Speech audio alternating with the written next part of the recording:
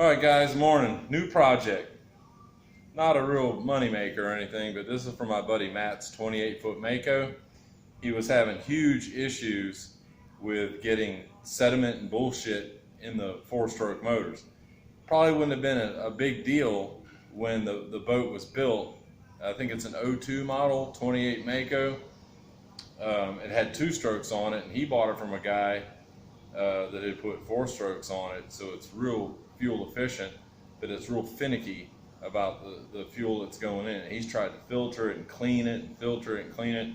He finally made the decision to lift the back deck off the boat, and he basically ground off the top of the tank, which is exposed it, which is, it's a belly tank, so it's wide and V'd a little bit, and it was, I think its capacity was 180 gallons in the rear, and he had a 55-gallon tank up front that the previous owner had replaced. Well, he doesn't go on the other side of the ledge and chase tuna. He's a diver. He goes offshore. Furthest he's going out is 50 miles off of jacks and nitrox, 120, 130 foot of water spearing lobster, but whatever. So he wanted me to build him a tank, and I told him stainless, and he's like, he wanted aluminum, and my sinker wave needs service. There's something wrong with it, and I have never fixed it. So he borrows one from his neighbor. The guy's got, endless amounts of money. And he goes over there and picks up this sinker wave, and this is the new version. I had to kind of wire it to my building, but it's kind of cool. Click it on, it's telling you the voltage coming to it, and it tells you can adjust this, which will adjust your amperage.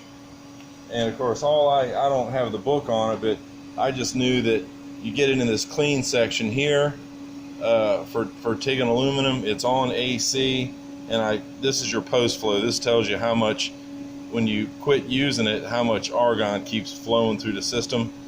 And I got continuous start, and this is all push button, which is real cool. Mine has all kinds of flips and gadgets and knobs, and his torch, of course, it's water cooled like mine. Mine's just an older version. But his, I prefer a foot pedal. On his torch, he's got a little thumb. So when you depress that, that's like you don't have a heat control. It's been around so too. But it's only on or off. Which, for certain work like this 3/16 aluminum, it works pretty good.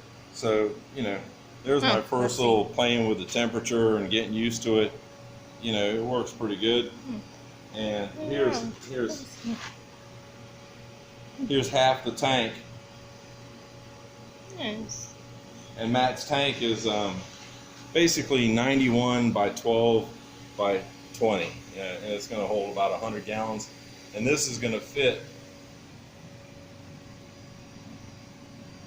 This tank will just fit right inside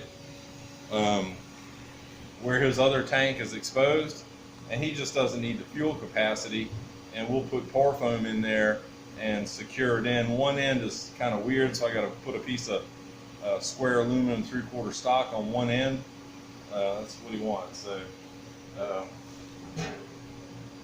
I'm playing around with a new version of my welder, which there's mine over in the corner with a bunch of, it's got knobs instead of digital. So here's the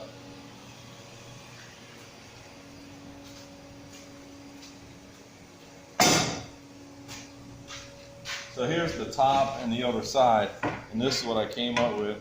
I'm making 3 of these to put in the tank like so, so the fuel can get to the bottom, and it also transfer here. And this is about a 1/4 inch short of what it needs to be. And I'll take 2 tabs and weld them on here, one on either side, and I'll locate that and take like this hole saw and then drill through the top. And when I set the top on to weld it, it'll be exposed on a tab, and I can plug weld it, so this has no chance. Even though this will be welded in, this will have no chance of breaking free, and I'm going to put 3 of those in the tank. So Matt will have a nice brand new clean non-leaky But the old tank looked pretty good, which was surprising to me. But the project take me about 2 days to make it. I started it yesterday, and I won't be done with it today because I've got weld-in stuff and a fuel sensor and pickup and a vent, other kinds of stuff that I got to locate. That's the project. Come check us out in a minute here for part 2.